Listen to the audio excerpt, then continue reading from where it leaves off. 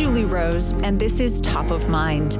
I have been a radio journalist for 2 decades, but a few years ago, I found myself avoiding the news for long stretches because of how depressing and divisive it all seems. I still wanted to be informed and engaged on important issues, though, and I figured I couldn't be alone in that. So we created this podcast. Each week, we tackle one tough topic in a way that will challenge you, help you feel more empathy, and empower you to become a better citizen, a kinder neighbor, and a more effective advocate. Today, the men and boys that are not all right. Young people were always coming into the building because their caseworkers were looking for safe homes for them to go to. This was 3 decades ago. Cameron Miles was a social worker in the foster care system in Baltimore, and some of the behavior he saw in the young men he worked with troubled him. When they came into the building, they were completely out of control. Fighting, cursing, disrespecting their caseworkers. And my thought was, you've grown up in West Baltimore, you can work with these young people, or try to. Miles could relate to the headwinds the kids were facing. Over 90% are being raised by grandmother, auntie, or mother. Many of them are going to get hooked up with a gang, get involved with drugs, get caught up in the juvenile system. Many of the young people that go into jail, they learn to be better criminals. So we don't want our young people to go there in the first place. So Miles started a Saturday morning program in his free time with whatever donations he could round up. Twice a month for 4 hours, the boys gather for food, guest speakers. State senators, judges, lawyers, business owners. They go on big field trips, too. We go to sporting events. Many families, if not all, can't afford to spend $300 to go see a professional basketball game. But the clock is ticking. And I tell them every month, if you fail to plan, you plan to fail. And we want them to plan to be successful. And for 27 years, that's what we've done. Boys and men in America have been falling behind in some key areas over the past few decades. They're outperformed by women at every level of education, less likely to graduate from high school and enroll in or finish college. Men in the U.S. are more likely to die from suicide, and they aren't participating in the labor market as much as they used to either. Now, during this same time, we have made concerted efforts to boost opportunities for women and girls in this country. That job is not finished. So when we talk about gender inequality in America, it makes sense that the conversations tend to be about women. But have we accidentally overlooked some serious struggles among American males in the meantime? Today on Top of Mind, we're looking at a few of the issues facing modern men and boys and how to help them. The work that Cameron Miles has been doing for 27 years in Baltimore caught our attention. The boys he mentors are mostly African American. And the fact is, boys of color are at the greatest disadvantage in this country. Black youth are 8 times more likely to die from gunfire than other children. And they're less likely to graduate from high school, even when compared to African American girls. The program Miles runs for boys in Baltimore is called Mentoring Male Teens in the Hood. We get referrals from word of mouth. We get referrals from the Baltimore City school system, Department of Juvenile Services, and Department of Social Services. So I feel I can offer them a safe environment, a positive environment, and exposure. Many of our young people, once they get exposed to something, they can take the bull by the horn and decide, hey, I'm going to do something positive with my life or not. And we haven't been 100% successful, but we have quite a few young people who are doing the right thing. A participant named Imhotep Simba comes to mind. Imhotep Simba started when he was 7. Imhotep's mother came to me with tears in her eyes. He wasn't listening. I don't know how well you know Baltimore, but they had a row home on Dolphin Street. She was receiving Section 8. And he was doing all the things that he should not have been doing, coming in late, hanging with the wrong people at that age. So, young people are starting out earlier and earlier. The pathway was jail or prison. But participating in mentoring male teens in the hood changed that, says Miles. He graduated from Coppin State University, and he's looking at a program at Georgetown now for global studies to get a master's degree. So he's doing very well, and we're very proud of him. We got him connected with the Peace Corps. He went to Ecuador. He speaks fluent Spanish. He teaches our young men Spanish. He is currently still helping at the program on Saturdays, and he brings his son. He works at the Annie Casey Foundation. He's a shining example of what is possible and what can happen. They just have to have the right guidance. Exposure is key. I mean, every year we're taking a field trip somewhere. We've taken the young men to Harvard, to Princeton, to Yale, to Duke, to Columbia University, Springfield, Morehouse. And these are young men that for whatever reason, the families don't have the financial resources to take a vacation or get out of Baltimore. Many had never stayed in a hotel. And every time we take a trip, I mean, things we take for granted, many have never done. You say you're exposing them. They don't get exposure to what? What are you exposing them to, and what's the effect on the boys of that exposure? So, for example, we'll have the director, the major, if you will, of the Western District Police Command. Many of our young people, they hate the police. And I'm trying to turn that around. So I've asked the major who represents the Western District to come and speak at the program. And I'm hoping that young people can air their concerns. We've had a history of problems with the city police department. So by speaking with leadership, I want the young people to see that the police are not all bad. And I want the police to have an understanding of some of the challenges that young people deal with. So that in itself, is progress. Because if they can talk without cursing each other out or being disrespectful, I think it makes for a more wholesome community. Yeah, so you're really thinking about exposing these young men to all of the ways in which they can be productive contributors in their societies. Absolutely. And I want them to believe in themselves. Their parents may have 5 or 6 children. They may not have many financial resources, but education is their ticket out. Many of them feel, Mr. Miles, I'm going to be an NBA player. Mr. Miles, I'm going to be an NFL player. And, they got to have a backup plan. And you got to work. You may have to work 2 or 3 jobs. And we want them to learn that principle. You don't get it by picking up a gun and taking it from people, because you're going to end up dead or you're going to end up locked up. And we have some mantras. So as a group, after every meeting, I say something and I have them repeat after me. Do you want to do it? Let's do it. Okay.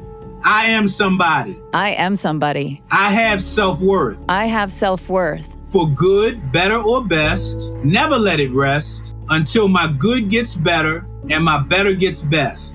For good, better, or best, never let it rest until my good gets better and my better gets best. And the last one is failure is not an option. Failure is not an option. That's great. And by saying those kinds of things over and over, it permeates the subconscious mind. And I want to believe that by hearing it over and over and over again, they will begin to act that out, because they're not hearing negative messages constantly about you'll never amount to anything. You're a sorry so-and-so, or whatever the negative things they hear in the neighborhood.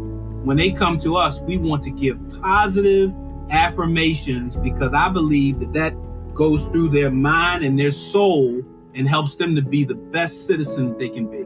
How do you stay motivated to keep doing this work, even when sometimes the boys don't make the choices, things don't turn out the way you're hoping for them?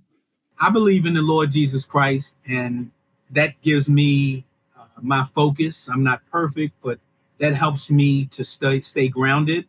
And I want to leave this world and Baltimore City a better place than I found it. So I'm going to continue to push and ask God to give me strength to keep these things going, to make good decisions, and to keep our young people safe. I think too many adults are not consistent. Young people have been disappointed. They've been lied to over and over and over again. So I don't want to be that one. If Mr. Miles says we're going to do something, we're going to do it. They don't have to show up and say, well, Mr. Miles, he worked all week, because I work a full-time job. I do the mentoring program in the evenings and on Saturday. So I don't want them to show up and they get a message. Well, Mr. Miles felt he needed to sleep late today and there's no program. And then if they're not coming to my program, then they're getting involved in something else. Maybe trying to steal your car or breaking into somebody else's house or doing something they have no business doing. Yeah. So I want to do my part to make sure they try to do the right thing. And when you get a chance, please look at the website. It's mentoringmaleteens.org. And if you ever want to send us $500,000, we'll be glad to take it. The minute I get $500,000, you'll be one of the people on my list. I'm being facetious. If every $20 we get, we're grateful. But what I'm saying is we need to continue to get money to be able to do things. In addition to asking for financial support when you go out into the community, what else can the community do? What can communities across the country do more of, or do better, do differently to support young men like the ones that you work with? First of all, they can speak to them. There are many adults that will not speak to people, especially young people, because they're afraid of them. But many young people want to be spoken to in a respectful way. Hey, how you doing? And keep it moving. You know, we can't act like they're invisible. And more adults can get involved. I've been doing this 27 years, but I can tell you the majority of people that have said they're going to come by, I'm still waiting for them to come by. Our yes has to be yes. Our no has to be no. We've got to do what we say we're going to do. And we've got to help young people. If everybody took a moment to help one or two, we'd have less of them in the juvenile system.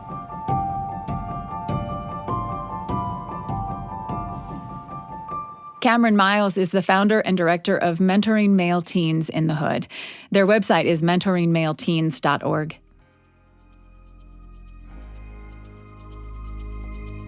He mentioned that 90% of the kids in his program there in Baltimore are being raised by a single mother or other female relative.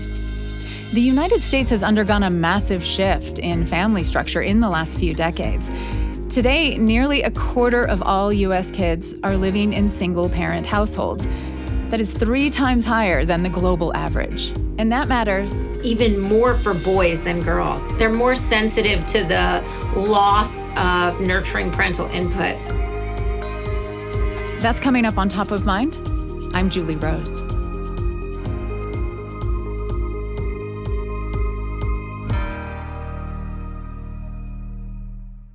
Hey, Top of Mind listeners, I have another podcast I want to recommend to you. It's from the BYU Radio family of podcasts, and it's called The Appleseed. It's a show filled with stories for you and your family. Each episode features master storytellers sharing all kinds of stories: folk tales, fairy tales, personal and family tales. So it's perfect for road trips, for bedtime, or really anytime you're looking for something that the whole family can enjoy together. And the stories you'll hear will likely get your family sharing their own stories with each other, which is really the best part. It's the payoff. So listen to The Appleseed wherever you get your podcasts. Kids growing up without the benefit of 2 parents in their house really are at a large disadvantage when it comes to hitting all sorts of things we would consider, let's say, success markers. This is Melissa Carney. I'm an economics professor at the University of Maryland, and my new book is called The Two-Parent Privilege. Okay, before we get any deeper here, I want to jump in and say that we are going to get to a really interesting discussion about boys and their fathers and how the issues they face are intertwined. But in order to get to that, there are some things we need to understand about the state of marriage and family structure in the United States, starting with this. Essentially, 30% of kids in this country live outside a 2-parent home. That I think is the issue and challenge we should be focused on. An issue, why? What's the problem with that? We just have a preponderance of evidence that kids who grow up without the benefit of 2 parents in their home just are at a really an elevated risk of behavioral problems, getting in trouble in school, getting in trouble with the law. They're less likely to graduate high school. They're less likely to graduate college. They're more likely to wind up single parents as themselves in adulthood. And so as much as we might want to pretend that family structure doesn't matter, the evidence at this point is just really overwhelming. What do you mean, as much as we might like to pretend? I think it's harder for us to talk about in a public policy sense, as opposed to things like schools or safety net or government programs. It just becomes a little bit uncomfortable and sensitive to talk about the role of families. But we don't want to let our well-intentioned inclinations to not sound judgmental or to be inclusive of all family types. We don't want those to cloud our ability or willingness to acknowledge, I think, that the decline in the share of kids living with two parents is a societal problem, and it's not been great for kids. Professor Carney, is this a new trend more recent that children being raised in single-parent households are so much more common? The really important issue underlying all of this is that this is much more common outside the college-educated class. There's been very little decline over the past 40 years in the share of kids born to college-educated mothers living in married parent homes. It's all really happened among adults with lower levels of education, and it's not just the most disadvantaged. So in the 80s, there was an increase in single motherhood among women without a high school degree. There was an increase in teen childbearing. That is not what's happened since then. Okay, since the mid-90s, teen childbearing has fallen by over 70%. I think what's a little bit more new was the decrease in the share of kids born to parents with a high school degree, maybe some college credits, just not a 4-year college degree. How many of them are now living in a single parent household? I think people haven't, that there's not a widespread recognition of just how widespread this has become. And are there racial differences? Is it primarily this trend tracks along educational outcomes? What's happened over the past 40 years is a real big emergence of a class gap by education. So let me be very specific. If you just take children whose moms identify as Black in the US Census, 60% of those whose moms have a 4-year college degree live in a married parent home. 30% of those whose moms have only high school or less live in a married parent home. So now we're at a point where there are massive differences, both across race and ethnic groups and within race and ethnic groups by education level. So huge gap by education class, but very low rates for essentially all Black children as compared to white, Hispanic, and Asian. Is it the money? Is it that when you're a single parent, there's just less money in the house? Is that primarily what's driving the challenges? In our statistical models, when we adjust for income, the gaps in outcomes between kids growing up in single parent homes and married parent homes shrinks, but it doesn't go away. But there's a whole bunch of other resources that 2-parent households have that single parent households don't have. So it's not just income, it's also parental time, emotional bandwidth. We have research studies showing that those households have lower levels of stress. So I think it's a mistake to think we can fully close the gaps between single parent and married parent households with income. Now, this problem is a particularly American one, says Carney. A lot of European countries, for example, have low marriage rates, but that doesn't translate to a whole lot of kids being raised in single-parent households. Kids are just much more likely to live with biological parents who are cohabiting in Europe than in the US. Why cohabitation seems to be a more prevalent or stable institution in a lot of European countries as compared to the US, I don't know. And as a practical matter, it appears to be, though. Here's where the issue of boys comes to the fore.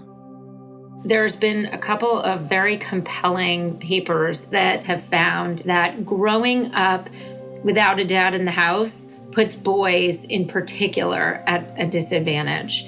Okay, so let me unpack that a little bit. What these researchers find is that the gender gap that now favors girls, meaning girls are less likely to get in trouble in school, they're more likely to do well on school tests, they're more likely to graduate high school, more likely to go to college. The gender gap favoring girls is larger among kids who grow up in single mother homes, meaning that boys are at a relative disadvantage these days. That disadvantage is even greater if they don't have a dad in the house. Specifically tied, we think, to the role model, the relationship that a boy has with a father in the home? We don't have a very clear sense yet of how much of the relative or increased disadvantage boys experience is from a lack of a role model. One of these studies by Marianne Bertrand and Jessica Pond, they have access to this nationally representative data that contains information about home environment and parenting inputs. So one of the things that they document very clearly is that boys who grow up with a single mom as compared to married parents are more likely to experience harsh parenting. The mom reports less nurturing feelings, more of a proclivity to engage in, let's say, spanking, things that you might expect would be associated with more stressful home environment. They have less time with their mom.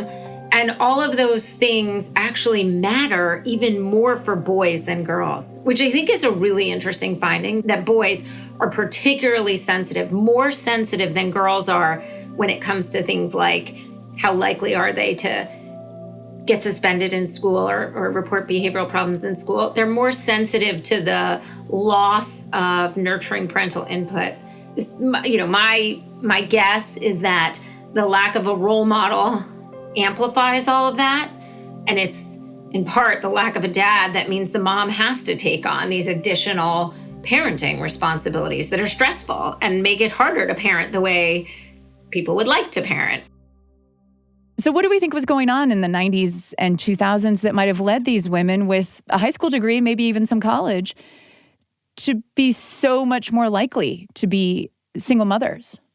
My read of what happened is that the economic changes that happened in the 80s, 90s, and early 2000s really contributed to this.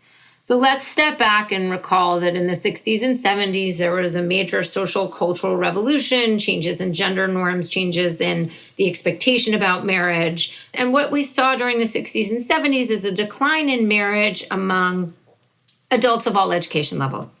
But then going into the 80s, 90s, 2000s, marriage rates among college-educated adults stabilized, and they stabilized such that college-educated adults were now much more and have been much more likely to get married than less educated adults. It corresponds to a bunch of economic shocks that were pretty punishing to workers or adults without a college-level education, especially men. What are the kinds of shocks I have in mind? Changes in technology, industrial robot adoption, increased import competition from China. These economic changes led to a loss in employment and earnings among men in the U.S. without a college degree. Women too, but it really it both eroded the absolute position of men without a college degree and their position relative to women in their sort of education group. So let's say a loss of manufacturing jobs that previously paid nice middle-class family-sustaining jobs to men without college degrees. When those jobs went away, we see a reduction in marriage and an increase in the share of kids living with single mothers. And so I think, it's a combination of social changes and economic changes that led to this change in family structure, in particular outside the college-educated class. Yeah. So these economic shocks that you refer to, they affected women less? I mean, is it fair to say that women, there have been some wage gains, closing the wage gap for women in a lot of different, hasn't been eliminated, but there have been gains for women in terms of opportunity in the workforce, earnings. Could any of this also have been related to women feeling a little bit more capable of raising children in a single parent home? Yes, and to be unequivocal about this, Normatively, my view is that the fact that women have economic opportunities now such that they are not financially dependent on men that they might not want to be with is unequivocally a good thing. The issue is that the advances women have made, and we see, by the way, in the 80s, 90s, up to the 2000, women's labor force participation really increased at the same time as men's was decreasing. But ideally, women would have gained at the same time that men did well. As the prospects for men without college degrees dwindled, they became less attractive marriage prospects, which meant more kids being raised by single moms and more boys in those homes growing up to become less marriageable themselves. It's a self-perpetuating cycle. Melissa Carney lays out in stark detail in her book, The Two-Parent Privilege. This is what I'm really worried about and why I feel so strongly that we need to consider this an urgent policy matter. We've got millions of kids growing up in the disadvantageous situation of only having one parent in their home. They are at an elevated risk of not achieving high levels of education, of not having high earnings in adulthood, and of then being single parents themselves. And so this family structure gap between the most educated Americans and everyone else is a perpetuator of advantage and disadvantage across the generations. That's why it's so crucial to break this trend. And getting back to the issue specifically of boys, you've got millions of boys growing up in homes without dads. We talk about the challenge of marriageable men. How are these boys who don't have a dad in their home, who don't have a role model of somebody in a stable, healthy relationship, a financial contributor to the household, how are they forming their expectations or aspirations of how they should, provide for a family in their adulthood? And so again, it's just going to exacerbate these challenges. And so how do we interrupt the cycle? I mean, on the one hand, I wonder if we could just get a lot more money and emotional support into these houses where these children are being raised. I mean, there's no one policy lever we could pull that's going to disrupt this. What I'm hoping, in part, this book and conversation helps spur is a real commitment to doing something about it. And it's got to be big and it has to be multi-pronged. So the first, when you say get a lot of money and emotional support into these households, 100% the first thing we need to do is to work much harder to alleviate those disadvantages. Things like mentoring programs, by the way, are just not necessarily all that expensive and can really help kids who are missing out on having a second parent in their house.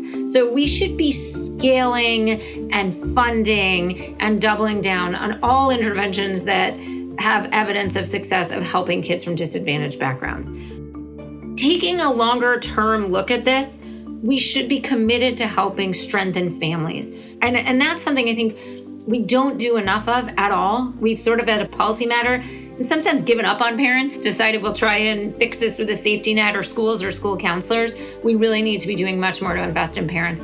That will require a shift in our thoughts about social policy and an increase in funding of both programs and research around these programs. And then I think improving the economic position of non-college educated men in particular, while it won't be sufficient, is absolutely necessary. What am I thinking of? I'm thinking of things like sectoral training programs, investments in high quality programs at the community college level, partnerships between community colleges and employers, all sorts of things that boost skills and the availability of family sustaining, wage paying jobs for adults without college degrees. There's a lot of experimentation happening around the country with these kinds of programs. And we need to just be really investing much more in them and studying the heck out of them.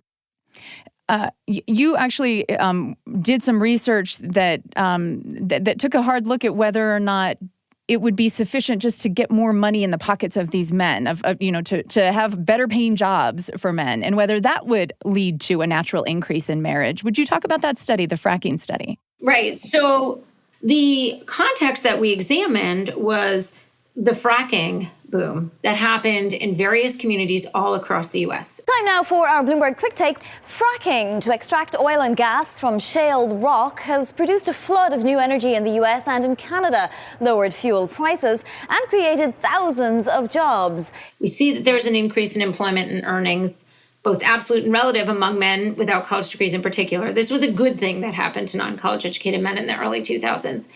It did not lead to an increase in marriage. It did lead to an increase in births. People had more kids, whether or not they were married in the same proportion. Was this a surprising outcome for you? Yeah, this was very surprising. It wasn't what I expected to find. And then we went back and looked at the similar shock in the 70s and 80s coming from the coal boom and bust in similar Appalachian communities. The changing price of coal led to an increase in male earnings in coal-producing counties. And what happened there, when that happened, you saw an increase in marriage and a decrease in the share of kids living in single-parent homes. And that's what you expected or sort of thought would happen in the 2000s with the fracking, and yet it didn't. There was no effect. And I think this contrast of the two periods is really quite intriguing. And a potential read of this is that there's a new social paradigm, basically, in place in the 2000s, such that non-marital childbearing is pretty widespread and commonly accepted in a lot of these affected communities. And so now it will take more than just an improvement in the earnings and employment of men to see a return to two-parent households and marriage. It will take what more? It'll take the changing of social norms. Yeah, exactly. I think this really is potentially quite illustrative of how economic conditions and social norms and conventions interact. And so, this is why it's going to make it even harder to reverse, because this is why, again, in sort of scientists speak, like improving the economic position of men is necessary but not sufficient. Is there any risk that this multi-pronged approach that you describe comes in any way at the expense of the gains that women have made? The women who have made the most gains are also now most likely to have the benefit of a partner in their house raising their kids with them. And so I think it is an absolute mistake to pretend that the rise in single motherhood is a success of feminism. There's too much focus among, I would say, the feminists who are criticizing my point and my book on the small share of single mothers who are very successful economically and find themselves in their young 40s without a life partner, and so they choose to do it alone. That is not the typical single mom in America. And so really, we should celebrate the gains that women have made and at the same time lament that millions of economically vulnerable women are finding themselves in the very difficult position of managing a household and raising kids without a committed spouse or partner in the home. And so I do not think those two things need to be in conflict, nor do I think they actually are in reality. My own story is one where I know very well that at a personal level, I benefited tremendously from having a two-parent home when I grew up. Not a super high-income, high-educated home, but two parents who were always there for me. And again, at a personal level, I am 100% certain that that's the greatest advantage I've been given in life. As a mom, I can't imagine raising my 3 kids by myself. I also know having a committed spouse who is a loving provider and parent to my children is also a tremendous advantage. It also, though, leads me to be convinced that pretending like this isn't a major advantage is not helpful. And I'd like us to commit to finding a way for more kids and parents, and frankly, moms in America to have that. Professor Carney, thank you so much for your time today. I really appreciate it. Thanks so much for having me. Melissa Carney is a professor of economics at the University of Maryland. Her new book is The Two-Parent Privilege: How Americans Stopped Getting Married and Started Falling Behind. Since the fault line in American family structure is whether or not the parents have a college degree, let's dive a bit deeper into how men fell behind on that front. We see a gender gap at every stage in education. It's actually from pre-K all the way through to PhD level now. Richard Reeves has been tracking this trend for a long time. Until recently, he was a senior fellow at the Brookings Institute. He's now president of a new organization he founded called the American Institute for Boys and Men. He says the gender gap in college education also dates back 40 years. In terms of getting the majority of bachelor's degrees, for example, actually women overtook men in the 80s. Only about a decade after Title IX was passed, this big federal law to promote gender equality. But it's just graduate. So it's this surge of women into college in the 70s and the 80s. And then the growth after that has been a little bit slower. So the overtaking of men by women, certainly at that level, took place a few decades ago now. But it doesn't, I think they're really interesting. It doesn't show any signs of slowing down. And so the trend isn't stopping. Why are boys less successful in school and less interested in going further in their education? We have spent, I think, a few decades really pushing the message to girls that they should go to college. There's been a really strong message of female empowerment, which I think has been spectacularly successful, and we should be very proud of the way we've changed attitudes towards college. But I think we've sort of just assumed that boys would just keep going, right, and that they didn't need those messages. But we have to rethink that assumption now, and perhaps rebalance some of the messaging around going to college. But there's something a bit more profound, I think, which is that actually boys develop more slowly. Their brains just grow slower than girls. And at about the ages of 15 and 16, there's between a year and 2 year gap developmentally. And maybe we didn't notice that before because we had such a sexist society that it wasn't visible that girls had this educational advantage. But once we reduced the levels of inequality, the natural advantage that girls had, particularly in adolescence, just came to the fore. I don't know if you have sons, but I've raised 3 boys, and when you read about the fact their prefrontal cortex, the bit that helps them organize and get their homework done and worry about their grades, grows much more slowly than for girls. It's like, yeah, tell me something I didn't know. And so I think to some extent, developmentally, we've just accidentally created an education system that tends to favor girls because their brains just develop differently and faster than boys do. Now all the incentives are there for girls and women, and they are seizing that opportunity with both hands.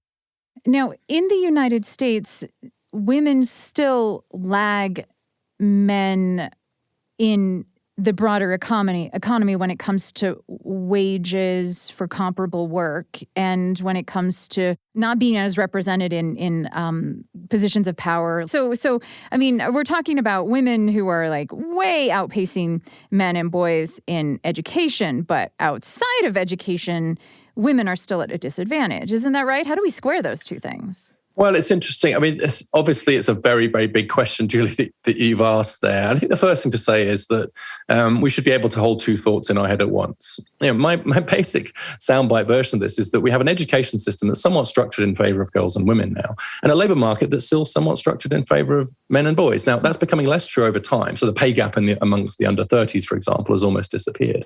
And so I think what we're seeing is like a lot of the stuff we're seeing in the labour market is getting better. And you're right, there is still a pay gap. The complexity about the pay gap is that a really significant proportion of it now is explained by differences in occupation.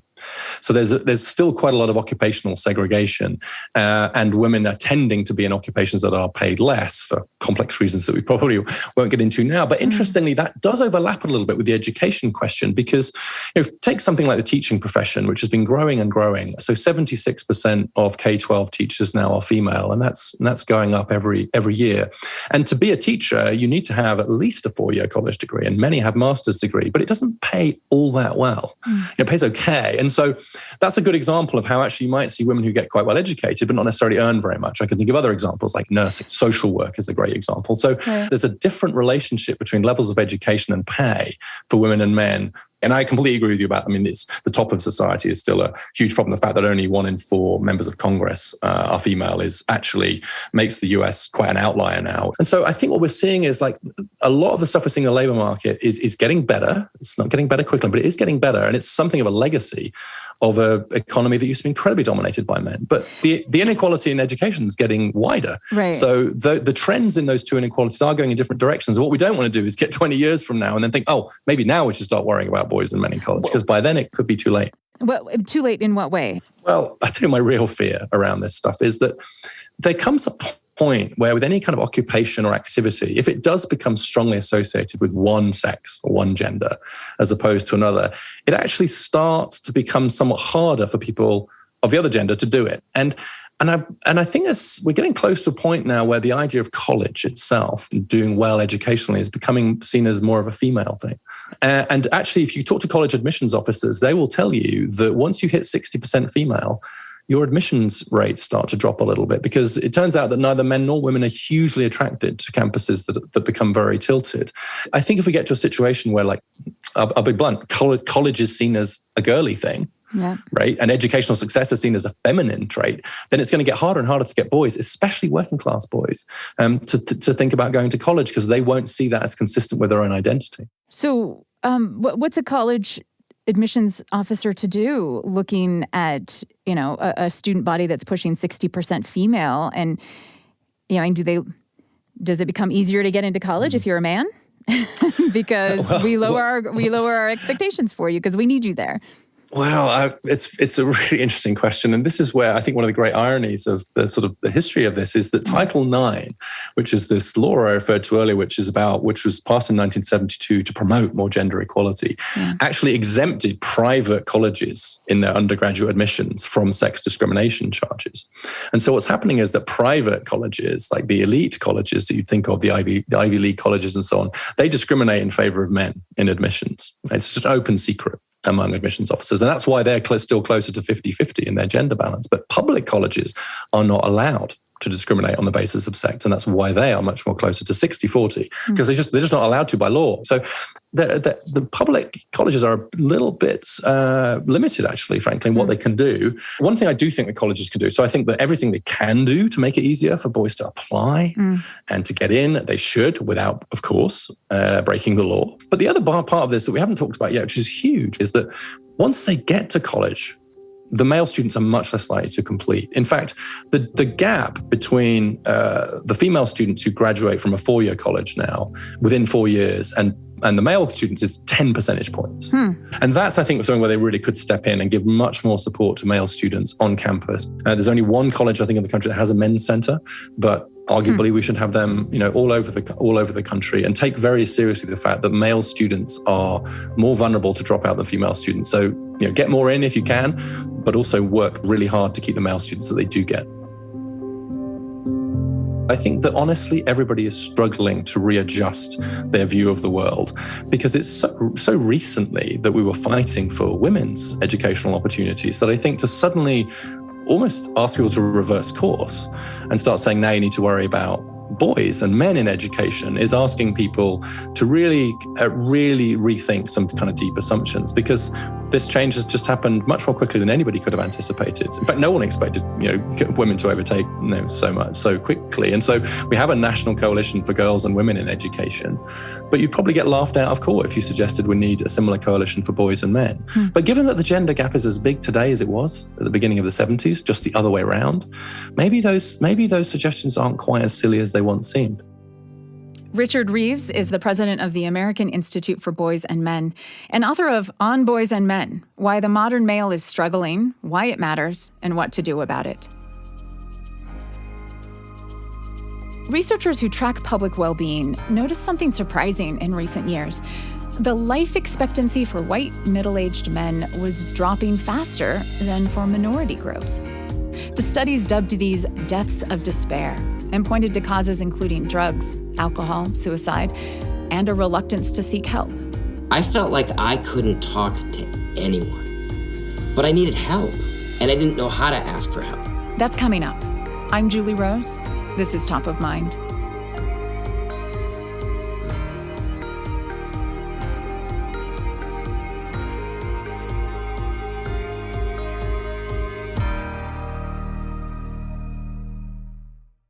Hey friends, I would like to take just a moment and introduce you to another show from the BYU Radio family of podcasts. It's The Lisa Show. Lisa Valentine Clark is the host. She's a comedian, actress, believer, single mom.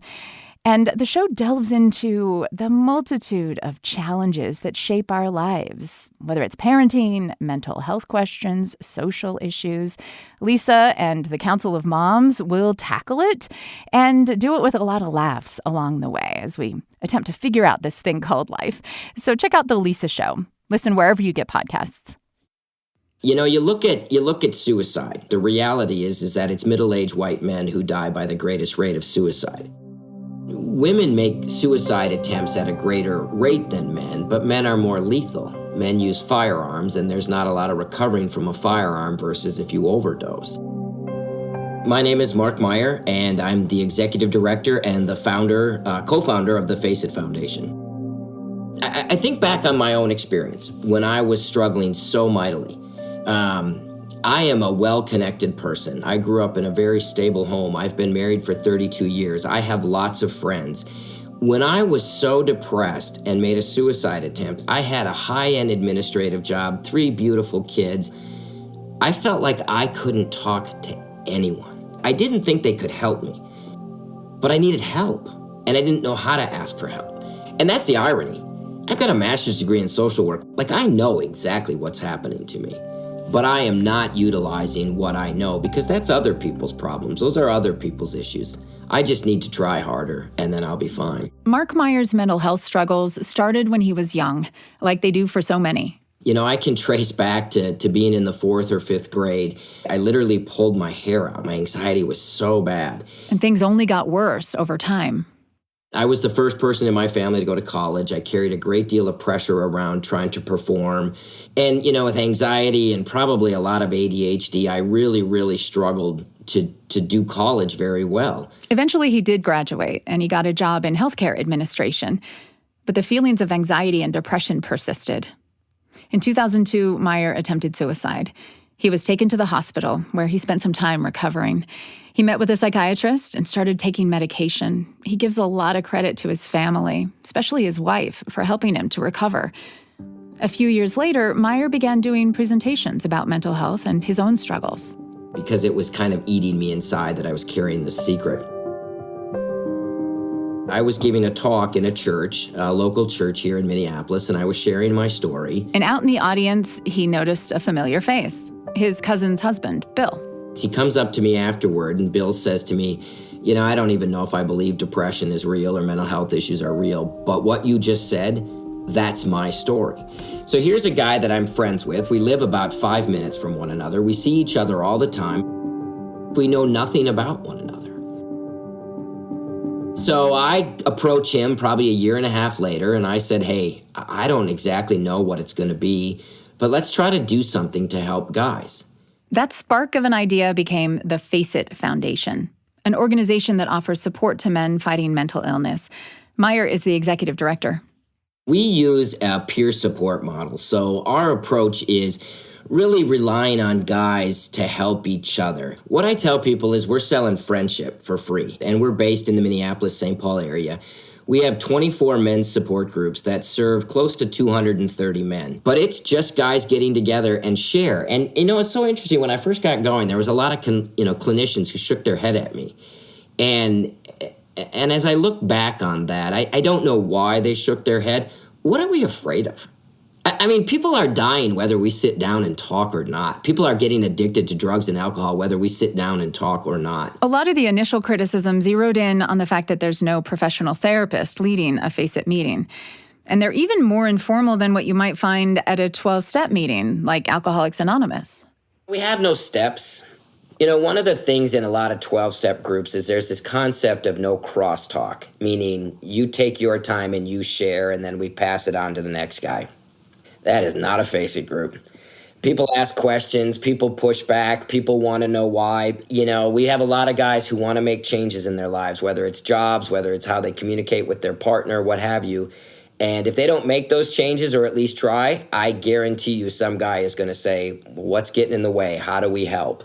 Why is it so difficult for men to find the social support that you're offering through Face It? I mean, you know, you can go to a sports bar and see tons of guys all sort of like communing over their team, right? It's not like there are lack of opportunities to interact that men have. So what's lacking? I think it's that vulnerability piece. I think it's that true caring piece. You know, the guy I founded Face It with, he was involved in high-level professional men's softball. He was a manager. And when word got out about how he and I were working on Face It, all these guys came to him with all these problems. You know, I've got drug problems. I've got alcohol problems. I don't like myself. I feel suicidal. I got no one to talk to. And one day he walked into my office and he put 8 names on a piece of paper and said, what do these guys have in common? And I go, I said, I don't know. And he said, well, they all don't have anyone to talk to. And I said, well, that's not unique. And he goes, yeah, they're all on the same team. Like these guys all played on the same softball team. They all described the exact same problems, and not a one of them was talking to another guy. It's fear, it's shame, it's the inability to be vulnerable, and I see that so often. Mark Meyer remembers one recent Face It meeting where a few of the men opened up about some really heavy stuff from their past, childhood abuse and sexual assault. One of our participants, who's probably close to 70, started talking about kind of vaguely sharing a lawsuit that he's part of. Well, he began to become very nervous and sort of held back. And then finally he said, I'm going to tell you guys what's going on. Well, this man is part of a class action lawsuit against the Boy Scouts of America, and he was sexually abused as a child. Now, remember, I just told you he's nearly 70 years old. So he's been carrying around this trauma that as he was sharing his story, he told us when this occurred, he told his mother, and his mother told him that did not happen. There's no way that could have happened. And don't you dare ever, ever, ever speak of this again. And I look around the room and I'm watching other guys as they're nodding their heads and doing their best to care for this guy. Because remember, this isn't therapy. This is just men supporting each other. After about 5-10 minutes of this man sharing and really, really sharing the depths of his pain, another guy basically looked at us and said, I'd like to share something as well. And this man proceeded to share with us a story about how he was raped by another man when he was 19 years old, and how for the better part of his 56 years of life, he's carried it around that it was his fault. And the pain of this has haunted this man for years. But that's how this works. For so many of us, the power of a group provides some safety. For a lot of guys sitting behind a closed door, one-on-one, talking to a therapist whom they don't always know a great deal about, and again, this isn't that the therapy is bad. It's the setting. And for so many men, groups provide cover because they can listen. They don't always have to be under the spotlight to share. They can learn from other guys' stories. And those connections, I cannot overstate. Face It, we started Face It in 2009. And I cannot overstate the number of connections, relationships, friendships that have developed out of this very simple model of sharing with one another. What is your advice for people who want to help a man in their life, who don't live in Minneapolis, don't have access to Face It? Tell them you care, and tell them that there are ways you can get help. Tell them they don't have to immediately go into therapy. They don't immediately have to take medication. Those things scare people away. And it's not that those things don't have value. It's just time and place. I believe challenge is part of this. I think we have to be challenged sometimes to get better. That doesn't mean beating somebody up or shaming them, but it means saying, you know what? I will roll up my sleeves and I will walk with you, but you got to do the work. And I will help you, but I'll expect you to do the work. Mark, thank you very much for your time today. I really appreciate it. Thank you. I appreciate this. I hope there's value in this, and I hope people will ask for help because you just don't have to be out there on your own. Mark Meyer is the co-founder and executive director of the Face It Foundation in Minnesota. Top of Mind is a BYU radio podcast. Today's episode was produced by James Hoops and Vanessa Goodman, with help from Samuel Benson, Sam Payne, and me.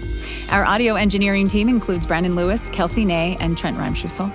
I'm Julie Rose. We'll talk soon.